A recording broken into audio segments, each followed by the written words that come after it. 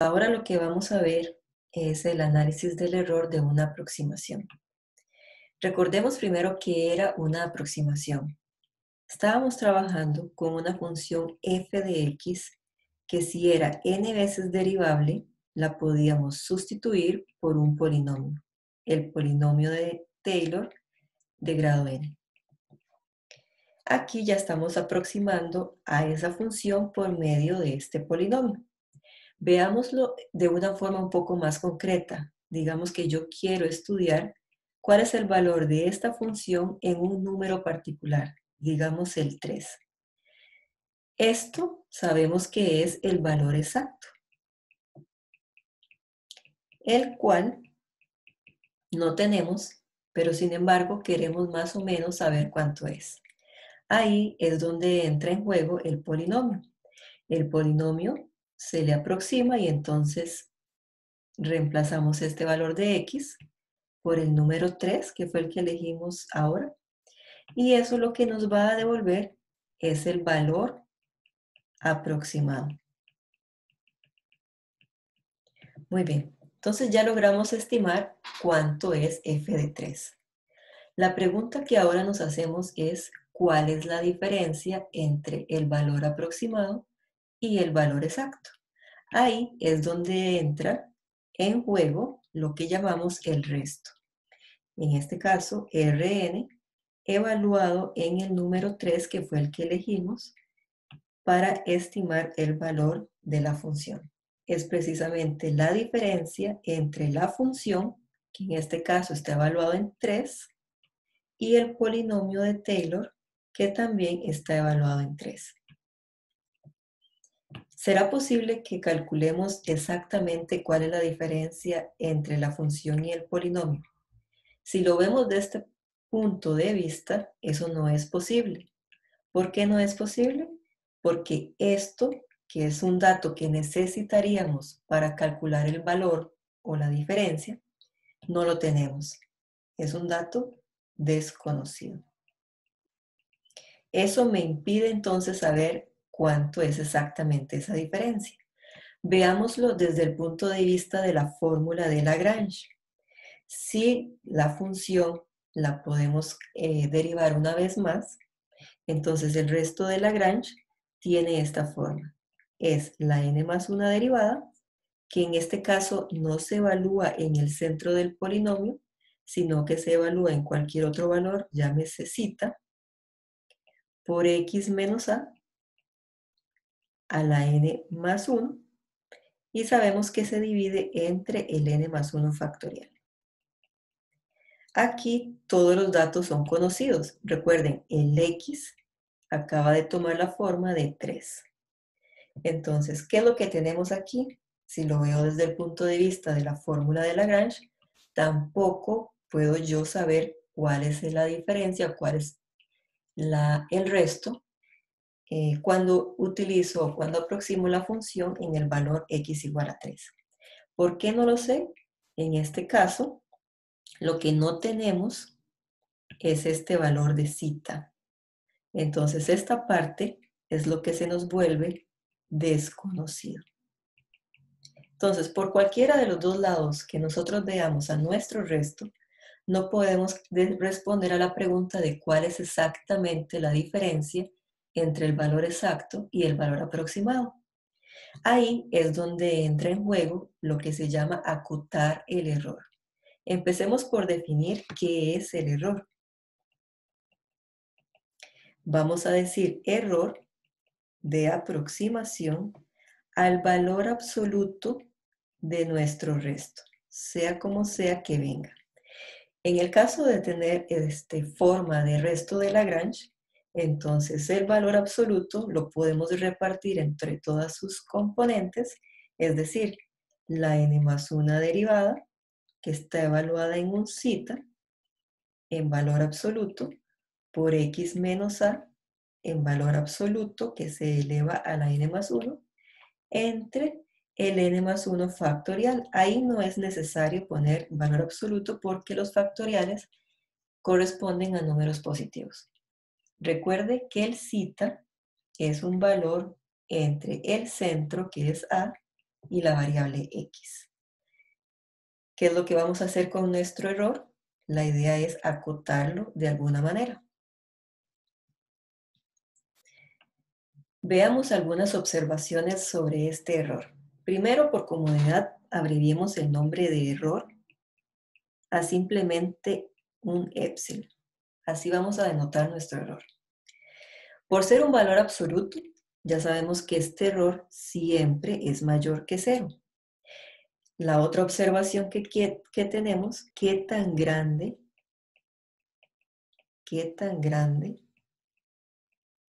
es ese error. ¿Qué tan grande es ese error? Yo vengo y les digo que el error epsilon es menor que 20. ¿Quién era epsilon? Ese epsilon es la diferencia entre el valor exacto, f de 3, y el polinomio de Taylor, que es el valor aproximado, t de 3. Si esta diferencia entre el valor real y el valor exacto es menor que 20, puede que sea 10 la diferencia. Es decir, esto lo único que nos está indicando es que es una muy mala aproximación. Si por otro lado yo vengo y les digo, muy bien, su error de aproximación, es decir, la diferencia que hay entre el valor real y el valor aproximado es menor que 10 a la menos 6.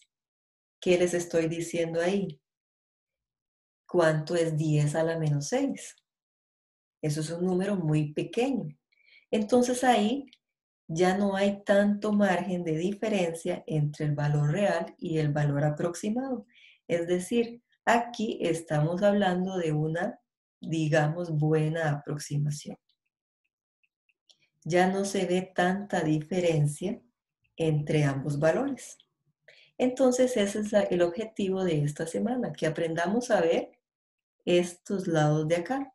Eso es lo que llamamos cotas superiores. Una no dice nada, que sería el 20, esa es una mala cota. En cambio, el 10 a la menos 6 podríamos considerarlo como una buena cota, porque nos da información útil acerca de qué también estoy yo aproximando el valor que realmente me interesa. En las notas nos muestran el siguiente dibujo. ¿Qué podemos entender de él? Resulta que aquí estamos apreciando a la función. Esta f de x es la función que nosotros estamos interesados, en la que estamos interesados. Hablan de polinomios de Maclaurin. Tenemos dos, el polinomio de grado 6 por aquí y por aquí anda el polinomio de grado 5. Como pueden ver, como el centro de esos polinomios es el origen, aquí en el origen no se percibe la diferencia entre la función y sus polinomios. Pero conforme nos vamos alejando de ese centro, ya empiezan las grandes diferencias. De nuevo, ilustremos, estamos trabajando el caso hipotético de que quiero saber cuánto es f en el número 3. ¿Cuánto es f en el número 3? Entonces yo veo ahí el valor exacto. Quiero llegar a conocer cuánto es eso más o menos. Tengo dos opciones. O utilizo el polinomio de grado 6, que me devolvería este valor de aquí, o bien utilizo el polinomio de grado 5, que me devolvería este valor que está aquí. Intuitivamente podemos ver que es muchísimo más útil utilizar el polinomio de grado 6 en lugar del polinomio de grado 5. Pero ¿por qué eso está ocurriendo de esta manera? Veámoslo aquí un poco más detallado. Aquí está nuestro valor de interés. Si yo calculara de cuánto es esta distancia aquí en verde y yo lo comparo con esta distancia aquí en azul, entonces por medio de esas distancias, como yo diría que el azul es más pequeña que la verde, entonces por esa razón yo escogería a este punto como el que me aproxima a ese valor, solo viendo estas distancias. que son los errores de aproximación. Entonces, esa es la dinámica que queremos aprender. Cómo, viendo esas distancias, me permiten decir de que el polinomio es mejor que otro o de que ese polinomio está haciendo bien su trabajo de aproximación. Entonces, recordemos el resto de Lagrange para una función. En general, ya no hablemos del número 3, sino que para cualquier x. Esto era la n más 1 derivada evaluada en un valor zeta, que es lo que nos impide tener exactamente cuál es la diferencia, por x menos a la n más 1 entre n más 1 factorial. Entonces, si yo lo que quiero es trabajar con el error para poder decir cuál polinomio es mejor que otro, si comparamos distancias, o bien para decir que el polinomio que escogí está haciendo bien su trabajo de aproximación, entonces involucramos aquí valores absolutos. Sabemos que el error es el valor absoluto del resto. Adicionalmente me dan información de que esta derivada es menor que algún número n. Si yo tengo esa información a mi favor, ¿qué va a pasar con el resto? ¿Qué va a pasar con el error? Entonces yo vengo y me traigo, o yo quiero saber qué pasa con este error. Si esta parte de aquí me dicen que no sobrepasa el número n, entonces toda la expresión se va a hacer más pequeña, respetando esta desigualdad, y nos queda otra fracción que ya no involucra a ese valor que no conocemos, que es el zeta. Es decir, el error se hace menor y vean que la parte donde estaba la n más 1 derivada la voy a reemplazar con esa información adicional. Todo lo demás lo dejo igual porque no quiero modificar la desigualdad. Me quedaría esto que está aquí. ¿Qué va a pasar en la práctica? En la práctica nosotros vamos a tener quién es x. Es decir, si volvemos a lo que estábamos haciendo antes, este x, por ejemplo, era el número 3. Si nos vamos al dibujo que viene en las notas, ¿quién es a? A sería un 0. Es decir, ya lo conocemos y ya lo conoceríamos. ¿Quién es n? Volviendo al gráfico que teníamos antes, si escogimos el polinomio de grado 6, este n toma el valor de 6.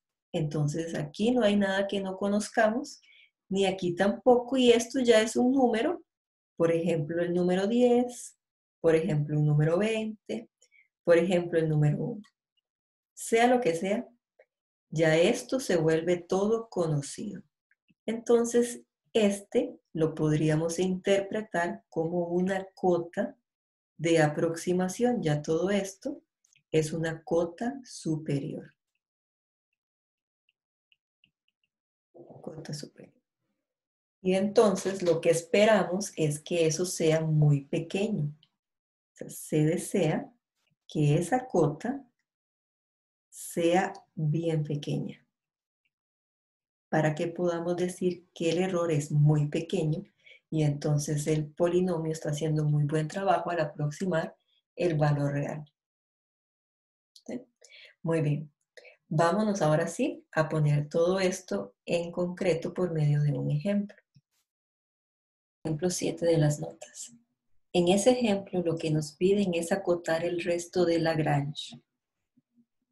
¿De cuál función? De la función raíz de x alrededor de 4 y con grado 3. ¿Qué se utilizaría si quiero estimar la raíz cuadrada de 3? Entonces vamos a dividir esto en un par de pasos para acotar el error. El paso número 1 es primero saber cómo encontrar el valor de x que se tiene que utilizar para hacer el cálculo de la aproximación o bien para evaluar el resto de Lagrange. En este ejercicio, como lo que quieren ellos saber es cuánto es raíz de 3 por medio de la función raíz de x, entonces lo que hacemos es igualar estas dos. De ahí se deduce sencillamente que x vale 3. Recuerden, todo depende de la función que se esté utilizando para aproximar un determinado valor. El siguiente paso que vamos a hacer es poner la definición del resto de Lagrange para poder acotar el error. En este ejercicio, el resto de Lagrange de grado 3 en x corresponde a la cuarta derivada evaluada en zeta por x menos 4, 4 es el centro, a la 4 entre el 4 factorial. Recordemos que esto tiene que venir junto con el dominio al cual pertenece esta variable zeta. En este caso estaría comprendido en un vecindario entre x y 4. Podemos calcular exactamente quién es la cuarta derivada de esta función. Nosotros ya lo habíamos hecho, hagamos aquí un pequeño esbozo de los cálculos. Si la función es x a la 1 medio, eso quiere decir que la primera derivada es 1 medio x a la menos 1 medio, y así sucesivamente llegamos a la cuarta derivada de x, que nos daría menos 15 entre 16, x a la menos 7 medios. Continuando con la dinámica de derivación. Una vez que tenemos eso, entonces podemos sustituirlo en la fórmula de la cuarta derivada y nos quedaría que es menos 15 entre 16, solo que en lugar de poner x a la menos 7 medios, vamos a poner zeta, porque hay que evaluar la cuarta derivada en zeta. Entonces queda zeta a las 7 medios. Ya no lo pongo en el numerador, sino que lo pongo donde corresponde, que es el denominador. Todo esto multiplicando el x menos 4 a la 4, y tenemos que dividir entre 4 factorial. Pero lo vamos a expresar un poco más simplificado. Recordemos que debajo de este 4 factorial hay un 1, y hacemos extremos por extremos y medios por medios. Lo que hace es que este 4 factorial viene y se coloca junto con el denominador que ya teníamos. Entonces lo ponemos ahí y quedaría entre 4 factorial. Listo. Este es nuestro resto de Lagrange asociado a la función raíz de x de grado 3. Vámonos ahora a la parte 3, que es donde ya empezamos a trabajar para acotar el error de aproximación. El error sabemos que es el valor absoluto de R3, y en este caso ya debemos o ya podemos sustituir el valor de x que tenemos, que en este caso es 3 también. Entonces 3 es la x que vamos a utilizar. Esto nos da 15 entre el 4 factorial, lo estoy colocando de primero, por 16 por zeta a las 7 medios. Vean que si yo coloco aquí 3, entonces 3 menos 1, menos 4 me da menos 1, y este menos 1 elevado a la 4 es igual a 1, y por eso usted aquí no lo ve reflejado. Aquí estaría el 1. Listo, este es el error cuando estamos queriendo aproximar raíz de 3. De nuevo, ahora ya podemos poner exactamente el intervalo al cual pertenece zeta. Estaría entre 3 y 4. ¿Quién es 3? El x, y el 4 es el centro, que en este caso lo estamos utilizando o denotando con la letra A.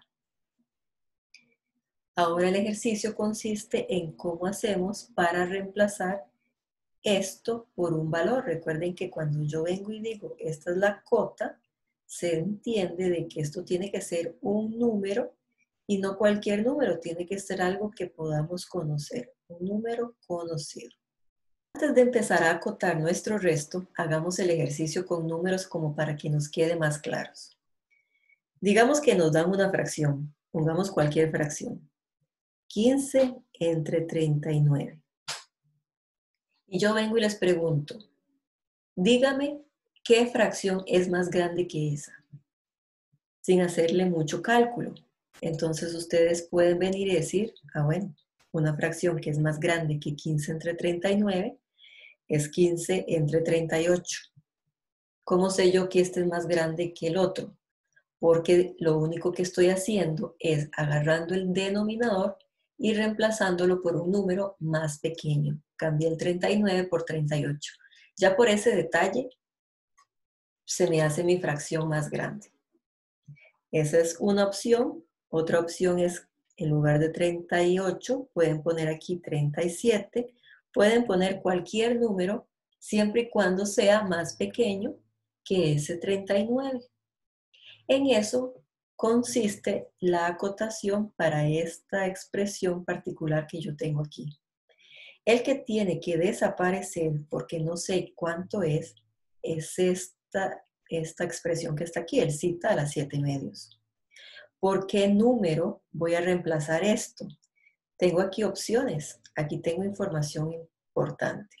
Yo sé que el cita es menor que 4 y mayor que 3. Es decir, yo puedo cambiar este por el menor valor que estoy viendo que puede llegar a tomar. Ya con ese detalle, vengo y hago lo mismo que pasó con los números.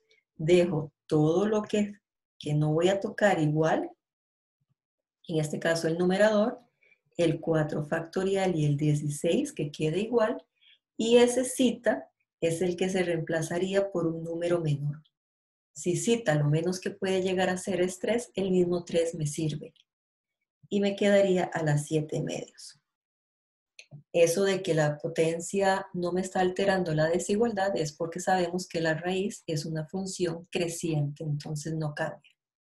Si lo vemos desde otro punto de vista, esto que tengo aquí se puede ver como una función de cita y esta función de cita es decreciente.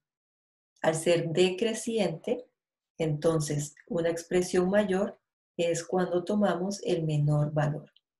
Esta es la función g evaluado en 3, si lo vemos como función de cita. Listo. Ya parece que hemos terminado, porque ya llegué a una expresión aquí, a un término, que son solo números y podrían considerarse como cota. Solo que hay un pequeño detalle en ese candidato de cota. Escribámoslo de una manera que podamos percibir de que todavía no hemos terminado. ¿Quién es 3 a las 7/2? Hagamos aquí un cálculo por aparte. 3 a las 7/2 es lo mismo que 3 a la 6 más 1 entre 2, que es lo mismo que 3 a la 3 más 1 medio. Es decir, esto es 4 factorial por 16 por 3 a la 3 y me queda el 3 a la 1 medio que lo puedo volver a escribir en términos de raíces. No he terminado porque esto que tengo aquí yo no sé cuánto es. Entonces sigo sin saber quién es la cota. No sabemos cuánto es esto, por lo tanto todo esto sigue sin estar claro. Vamos ahora a utilizar la información de cuánto es aproximadamente ese raíz de 3. Como raíz de 3 es aproximadamente 1.73, información dada por el polinomio, información brindada por el polinomio, por T3 evaluado en 3, entonces podemos asegurar de que este raíz de 3 es un número más grande que 1. Si él es más grande que 1, entonces la misma dinámica. Yo puedo venir y reemplazar este por cualquier número que sea menor que él. yo estoy viendo que es 1.73 aproximadamente, y entonces yo puedo cambiar parte de mi denominador, dejando todo lo demás igual. Como yo veo que esto es 1.73 aproximadamente, yo lo puedo reemplazar, lo mismo que pasó aquí. Yo puedo reemplazar esto por cualquier número que sea menor que él. Entonces yo puedo agarrar este y reemplazarlo por cualquier número que sea menor que esto. Yo reemplazo eso por 1, me quedaría 15 entre y todo lo demás que permanezca igual, porque si no, estaríamos cometiendo contradicciones en cuanto a si es menor o si es mayor. Listo, ven que todo lo dejo igual y lo único que desapareció fue el raíz de 3 y fue sustituido por 1. Esto, ahora sí, lo consideraríamos como una cota del error. Esta es la cota. ¿Cuánto es aproximadamente esa cota? Si nos vamos y hacemos ese cálculo, la calculadora nos dice que da más o menos 0.001446.